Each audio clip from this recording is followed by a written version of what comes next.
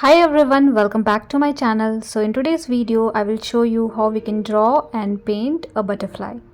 So to get a little symmetricity on both the side, you can create a box based on how big you want your butterfly to be, and accordingly you can have this particular shape. I'm creating a cube and I'm doing it roughly without any measurement, but you can do it if you're not comfortable doing something like this. And then divide this into 4 equal quarters. Again, I'm doing it approximately.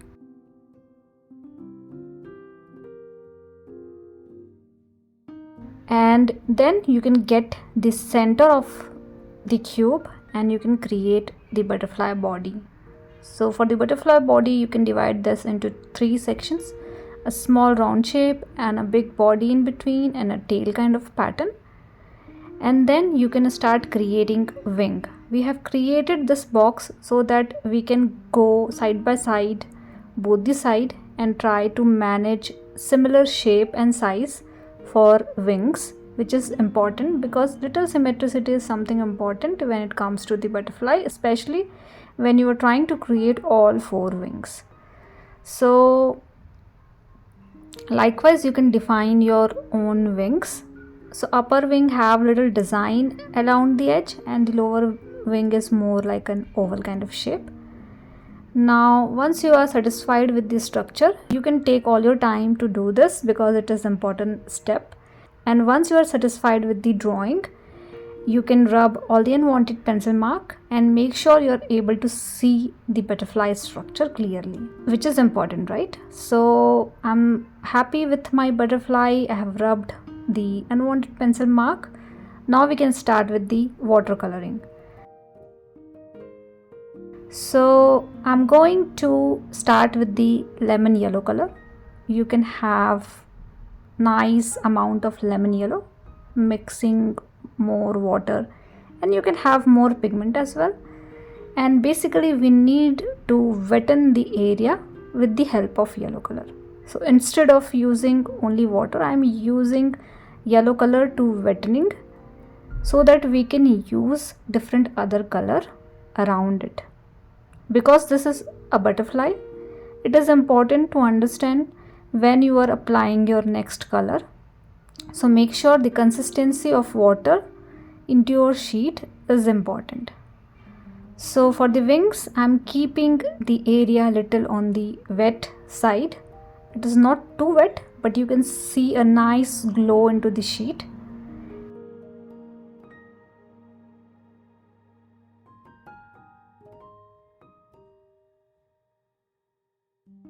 And in the wettened wing, you can add orange color in a dot kind of pattern like this. Because sheet is wet, it will eventually spread and gonna be little lighter when it gets dried. So don't worry if you are getting a dark color, because anyways there's gonna be fade a little bit. And then likewise you can use red color as well. So we have used yellow color, then we have applied dots of orange and red when the area is wet. Now it is almost damp. Damp means not too wet, not too dry, and make sure we are doing it in the damp sheet. And you can start applying black color around the corner of the butterfly, and because the sheet is damp, it will automatically spread.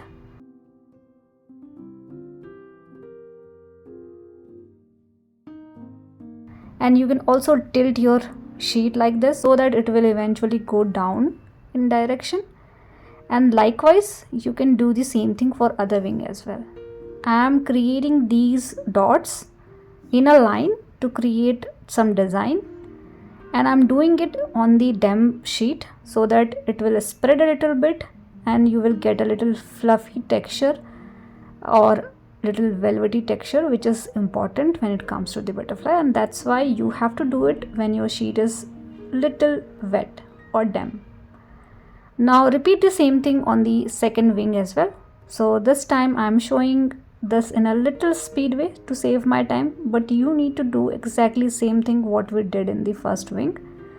So you can weten the area with the help of lemon yellow color, and then you can apply dots of orange and red into it. It will spread a little bit and you will get a nice texture around the wing area. And then you need to wait a little extra to make it more dry, but not too dry. And then you can apply black color around the corner and you can create a design like we did in the first wing. So basically repeating the exactly same thing what we did in the first wing. And I'm keeping the pattern of black as well almost similar, at least trying to keep the similar pattern.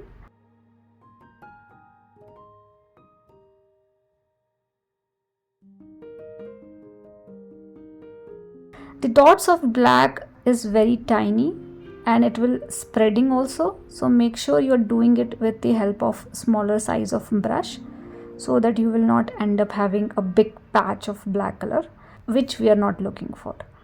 So I think this much is enough for now for the wings. We can create little bit of design and pattern around the edge. So with the help of fine brush, I am going around the lower portion and creating a wavy pattern with the help of black color around the edge.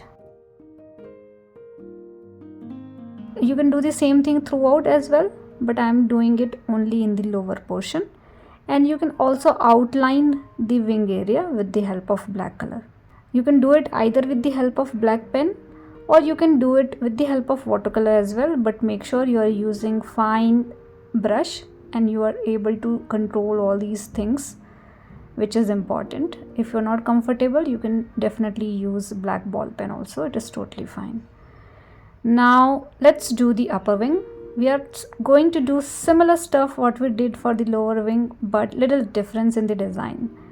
So this time I am going simultaneously both the wings, although I will not suggest you to do the same, because once your area gets dried, eventually it will gonna harder for you to achieve the similar stuff. So do it one by one, but I am doing it simultaneously, so I need to speed up a little bit, making sure my sheet is not drying, and repeating the exactly similar thing what we did in the lower wing. So I have applied lemon yellow color on both the wing. I'm making sure both the wings are wet, and then I'm going to apply dots of orange and dots of red on both the wings. Whenever we are trying to apply different color, we have to make sure about how much water we have used, which is very important technique to understand when you are working on watercolor. So that is why it is always important to learn how much water you need into your sheet while doing all these things. So you will see the color is spreading nicely because the area is quite wet, and I have repeated the similar thing what we did in the lower wing. You might have little extra color in some of the area, but don't worry about those things, it is totally fine to have. Now I am applying black color around the corner of the upper wing as well, as you can see, and this will also eventually gonna spread a little bit, making a nice texture of black color around the corner of the wings, and beautiful design, right? So something like this you can do. You can definitely try different color combination, but make sure if you are using different other color combination, then those color are compatible with each other, otherwise you will end up having muddy color, so avoid that. And I have also created two big black dots around the upper side of the wing. Now we are done with the basic coloring. Now let it dry for some time. Make sure your sheet have dried completely, and then we can move into the next step. Meanwhile, you can apply yellow color in the body of the butterfly, and once your wings have dried, you can start creating the outlining for the upper wing as well. Again, you can do these things with the help of ball pen, totally fine, but I am doing it with the help of watercolor itself. And I have created the outlining, and then you can also create a zigzag pattern or wavy pattern around the corner like we did in the lower wing. So these detailing are small detailing, which is actually important because butterfly could have multiple design and pattern into the butterfly, but although this is not very hard to follow, a simple design.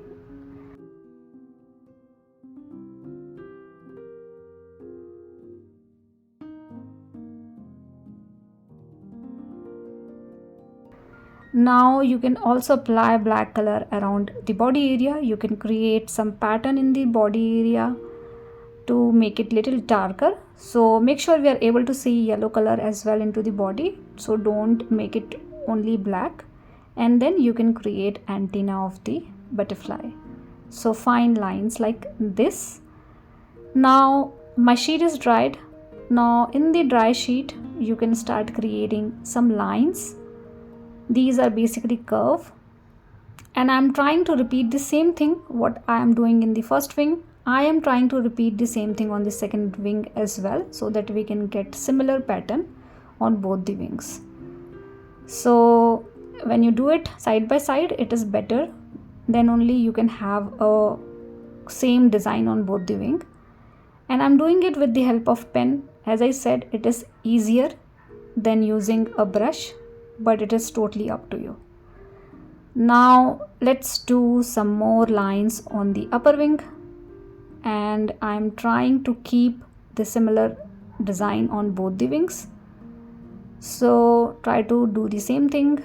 If you're not comfortable doing it directly with the help of pen like I'm doing, do it with the help of pencil, slightly lighter, so that you will have chance to modify your design, because we have already done with the watercolor, so you cannot rub the pencil mark. And this is the final design that I needed for the butterfly. Now let it dry completely. The sheet is already dried. Now final thing what I'm doing is glazing my butterfly with the help of color. So I'm going to use red color for the lower wings and yellow color for the upper wings. And as soon as I glaze the butterfly with the help of red color, you will see a huge difference. So around the black color, just go only once. Do not go back and forth on the black color, because color might spread a little bit, which will not look good. And you will see a difference, a nice difference on both the wing, right? So do this particular step very carefully, because you might ruin your structure. So do it very carefully with very transparent color. So I'm using very transparent red color to glaze, and now you can see the difference, right? Now let's do the same thing for the second wing as well. Make sure you're not going around the black color too much, just a little hint of red color is fine. And see the difference, the lower wing is more on the red side, but we can see a hint of yellow as well. Now let's do the upper wing. So for the upper wing, I'm using yellow color, so it will actually add little brightness into your color. So that is why I'm doing it, although it is not important step to do. If you're not comfortable doing glazing into your butterfly, just avoid it. But I think it is better to do, because you will eventually see a nice airy and velvety texture into your butterfly, which is, I think, nice to have. So this is the last step, and you can definitely use metallic color to add some glittery texture around the butterfly. And please do let me know if you have any kind of feedback for me, and thank you so much for watching. See you all in the next video.